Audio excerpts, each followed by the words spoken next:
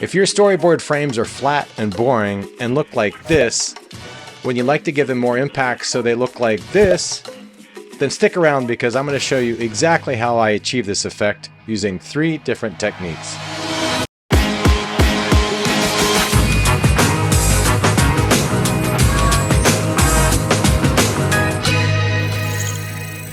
Welcome everyone to Beyond the Process. My name is Lance Laspina, and with over 30 years having storyboarded films, video games, and commercials, I've picked up a few tips and tricks here along the way to help my board stand out. As storyboard artists, we kind of get used to the fact that no one outside of production is really going to see our frames. So why does it matter what they look like? Well, a frame with a clear foreground, middle ground, and background is much easier to read and will often have more impact than a frame lacking any semblance of depth. Now, it's also much easier to communicate to others when everything is clear in the boards, and this especially holds true for very complex scenes in which proper separation between foreground, middle ground, and background is necessary. Wait 1 second. Before we get started, I think it's important to point out that these techniques, while very useful, they do add a bit more time to your workflow, so you might want to reserve them for more, like, say, detailed keyframes, that sort of thing, whenever you have more time to dedicate to your drawings. Okay, so how do we go about doing this? Well, there are several ways you can make your drawing stand out from the rest, and so today I'm going to share with you 3 of the main techniques that I use that you guys can even start implementing into your drawings today. For demonstration purposes, I'm going to be using a short 3-panel sequence that I came up with featuring these 2 characters, Sumo versus Samurai. Alright, now let's set the scene. As you can see in the first panel, our Sumo takes the upper hand, or fist in this case, by landing a powerful blow to our Samurai's jaw, knocking him backwards. We then cut wide to see the entire scene as our stunned Samurai tries to gather himself while Mr. Sumo is busy celebrating. In the final frame, our Samurai has a very determined expression on his face as he contemplates his next move as Mr. Sumo struts closer to finish him off. Okay, so now with our scene well established, let's dive right into our first technique. We're going to start with line weight and tone, and I'm going to explain to you why these are so important. Simply put, I draw my foreground objects with darker and thicker lines and my background objects with lighter and thinner lines. So, why is that? In real-life settings, objects closer to the camera have more contrast than objects that are farther away from the camera, which in turn have less contrast and detail. Take a look at these 2 frames. The one on the left has been drawn with the same line weight and tone for all of the objects, while the one on the right has varying line weight and tone depending on the distance away from the camera. The second frame is much clearer to understand what is going on because it's more pleasing to the eye. Our brains have to do less work to determine the placement of objects in the scene. If we then take a look at the foreground samurai type character, I drew him with a thicker, darker brush than compared to our middle ground sumo guy, whom I drew with a bit thinner and lighter toned brush. As for the background, I used yet a thinner and lighter brush, so even without the use of the other 2 techniques I'm about to reveal to you, we're already seeing how this simple method can make a big difference. Recapping briefly, drawing all of your subjects with the same line weight and tone tends to put everything on the same focal plane, when what we're really after is to create a depth of field so there's a clear delineation between your foreground, middle ground, and background. Okay, I hope that's clear. Now, stick around for the next technique where things may get a little bit dirty.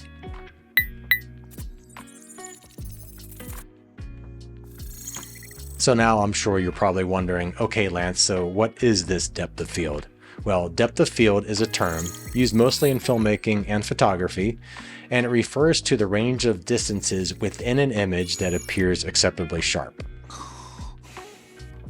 Okay, don't nod off on me. I'm about to show you an example of exactly what I'm talking about now. So if we look at frame 2 of our sequence, currently everything is in focus from foreground to background, so we would say we have a very large depth of field.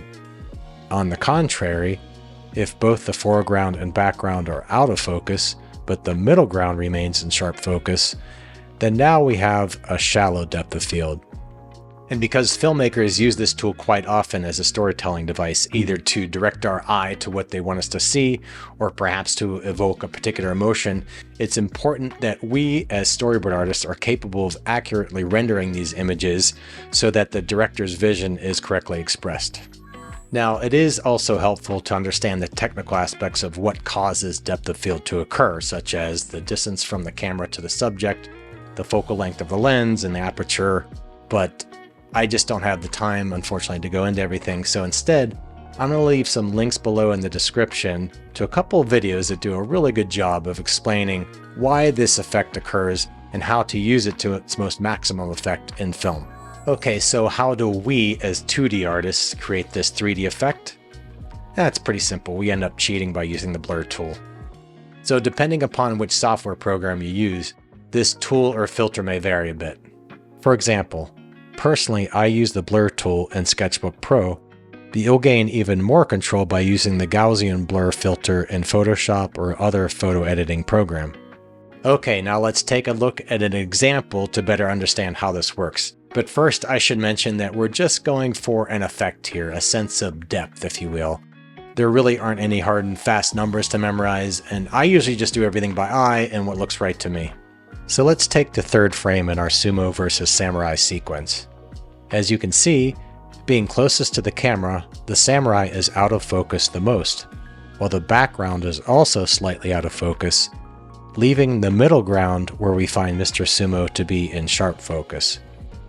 That means he's currently standing within the shallow focal plane. If we were to reverse the focus, now the samurai is the sharpest object while everything else behind him falls into soft focus. Okay, now if I were directing this shot, I would most likely use a rack focus to its full effect. Now, a very quick definition of a rack focus is whenever you manually change the focal plane of the camera in the middle of a shot. Remember those links that I left for you earlier? Well, one of those videos goes into great detail on how a rack focus is used in filmmaking. So in this case, it would be alternating between our foreground samurai and our middle ground sumo guy. I think the most effective use of a rack focus for this scene would be to start with our samurai out of focus and our sumo in sharp focus, and then rack so that our samurai is now in focus and we see him contemplating his next move after having just been punched in the mouth. Subsequently, Mr. Sumo will go out of focus as he approaches, but once he reaches his counterpart in the foreground, he'll literally walk himself right back into focus. I most often use this technique when drawing over-the-shoulder shots, as you can see in these examples. Notice the camera is literally shooting over the shoulder of the person in the foreground who has been noticeably defocused and shaded. This is sometimes referred to as a dirty shot. That's when the director asks for something to be placed in the immediate foreground completely out of focus to add visual depth and direct the viewer's attention to where you want them to look. It could be a head or other body part, as in these examples, or perhaps even a doorway frame and some random knickknacks like this frame. Now that we understand how useful and powerful depth of field can be, it's time to move on to our third and final technique, and that is the use of shading is yet another tool in our arsenal that we can use to help separate the foreground from the background. As I mentioned previously, objects closer to the camera are typically higher in contrast than those farther away. Perhaps an easier way to visualize this is by looking at a landscape photograph. In this photo, I've color-coded the distances into 4 layers, so there's a foreground, a middle ground, a background, and then what I like to call the deep background. I realize it's getting deep, but stick with me. As you can see, the foreground is a bit darker and has more contrast, whereas the further we look into the distance, the lighter in value and less contrast there is. This is due to a phenomenon known as atmospheric perspective, and it's caused by the scattering of light due to the buildup of particles in the air. In simpler terms, there's more atmosphere between the camera and the distant mountains than there is between the camera and the trees in the foreground. This effect is made even more apparent when the weather is rainy, foggy, or if there's smoke in the air. So how do we apply this knowledge to our boards when shading? Well, it's very similar to our use of tone as we discussed during the penciling phase, meaning I tend to shade things closest to the camera a darker shade of gray, while objects furthest away I shade with a much lighter tone approaching white.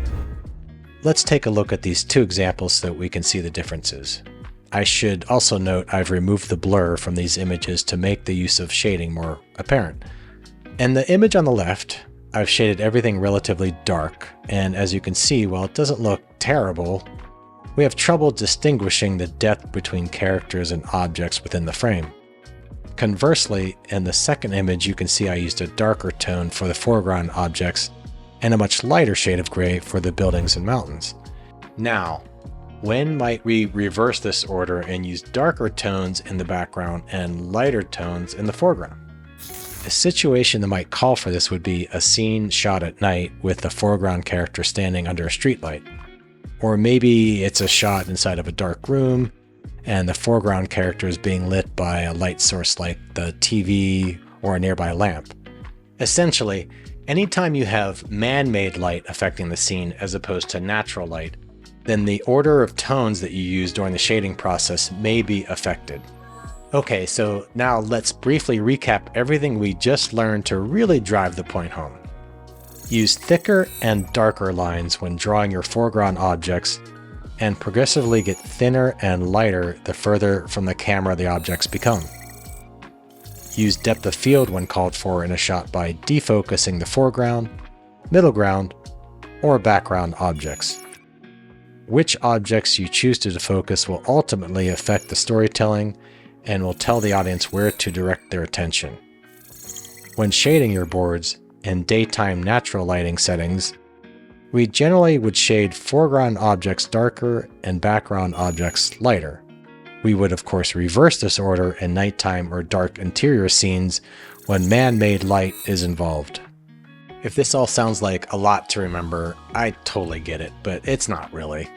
It'll just take a little bit of practice and use before it starts to come naturally to you.